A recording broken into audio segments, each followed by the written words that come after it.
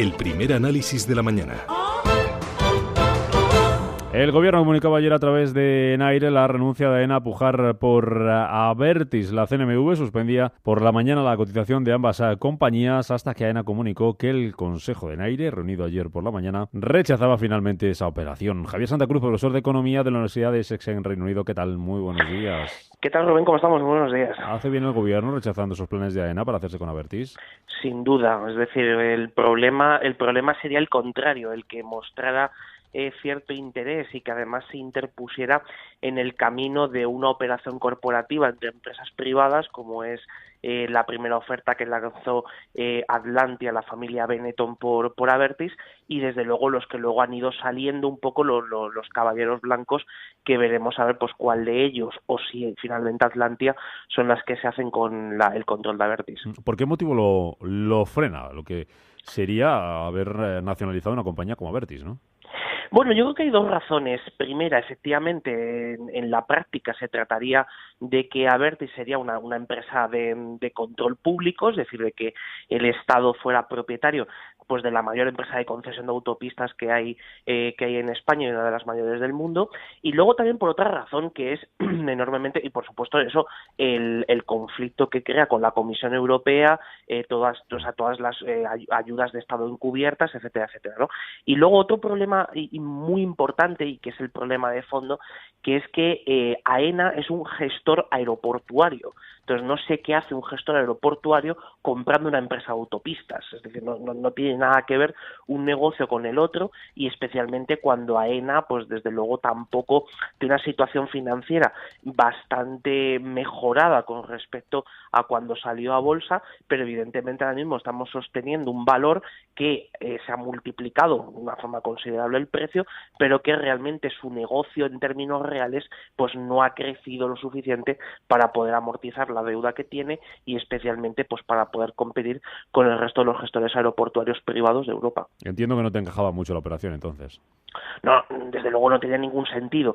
Y aparte de eso, otro de los argumentos que tampoco tienen sentido es evidentemente el de la protección de las industrias nacionales, aquello de las industrias estratégicas, de que bueno, pues había que mantener la vieja cosa esta de los años 90, de que había que, de los 80 incluso, de que había que las empresas nacionales, la teoría de los campeones nacionales, de que había que mantenerlos bajo un control en este caso, pues que el Estado fuera el que lo garantizara. Desde luego estamos en el siglo XXI, estamos en un escenario radicalmente distinto. Los mercados, las empresas se internacionalizan, cambian constantemente de propiedad y de gestión, y por tanto pues tampoco tenía mucho sentido que una empresa pública como AENA, y detrás evidentemente con el consentimiento tácito del gobierno, pues fuera a quedar simplemente por el argumento de las industrias nacionales, se fuera a quedar con una empresa como Abertis.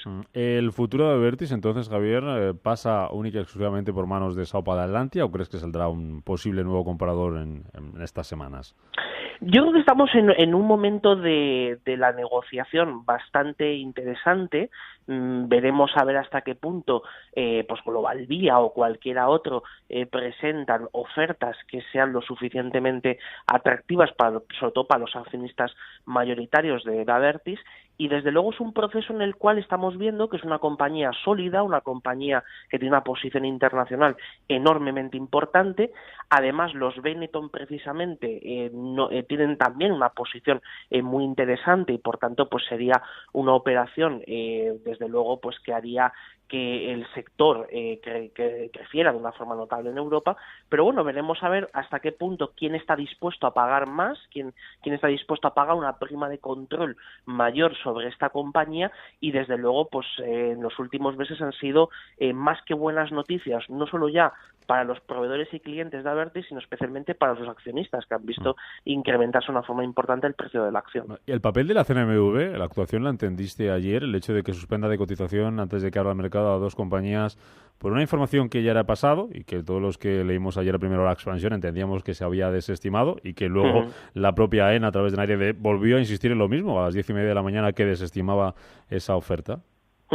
Hombre, realmente se interviene por una cuestión casi de globo sonda, es decir, que ya en portadas de periódicos veamos esos tiempos verbales en pasado y además la forma en la que estaba contado, desde luego choca bastante, es decir, es una cosa bastante extraña, ¿no? Entonces, evidentemente, antes de que a la CNMV se la volviera a acusar de ir por detrás de los acontecimientos, pues decidió adelantarse.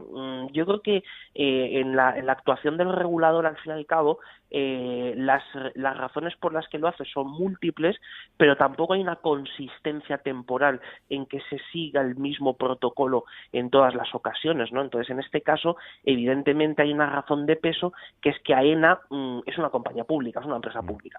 El 50,01% es de control público. Entonces, evidentemente, ahí pues había que quizá actuar más de lo que lo hubiera hecho en otros casos. Una cosita, al margen de lo de AENA, hoy estamos pendientes del BCE, de lo que diga Draghi, y se avanza hacia esa normalización monetaria, pero ya ha hablado el Banco de Japón, ha dicho que ese objetivo de alcanzar una inflación al 2% no se va a conseguir como pronto hasta el segundo trimestre del año 2019. ¿Qué supone eso? ¿Qué implica? Bueno, yo creo que lo que implica es que el Banco de Japón quiere seguir dirigiendo las expectativas de inflación de los agentes en el país. Evidentemente, la inflación se construye pues prácticamente a partir de lo que hagan los precios energéticos y un poco cómo evolucione la subyacente. Si la subyacente evoluciona de una forma favorable, pero los precios energéticos siguen bajos, evidentemente el IPC, pues la tasa de inflación medida por el IPC, pues va a seguir siendo estable o no se va a alcanzar el objetivo del 2% hasta dentro de unos cuantos meses. Eso pasa también en Europa y entonces cuando nosotros tomamos como referencia de inflación eso, pues evidentemente lo que estamos buscando es no actuar. Sin embargo, si nos diésemos cuenta de lo que están subiendo los precios inmobiliarios, de lo que sube la bolsa, de lo que suben los diferentes activos financieros, nos daríamos cuenta hasta qué punto la inflación no es precisamente baja, se está incrementando de una forma importante y desde luego toda la gran inflación de masa monetaria todavía no ha salido al mercado. Entonces eso es una de las variables a tener en cuenta por si en algún momento saliera más de la cuenta de toda la inflación de masa monetaria y por tanto pues nos viésemos ante una escalada mayor de los precios de la economía. Hay que tener en cuenta una cosa siempre, Rubén, es decir, la inflación es mejor luchar contra ella cuando no existe que cuando existe, porque cuando existe tenemos un problema. Tomamos nota. Javier Santa Cruz, gracias por este primer análisis. Feliz jueves. Un abrazo fuerte, Rubén. Buen día.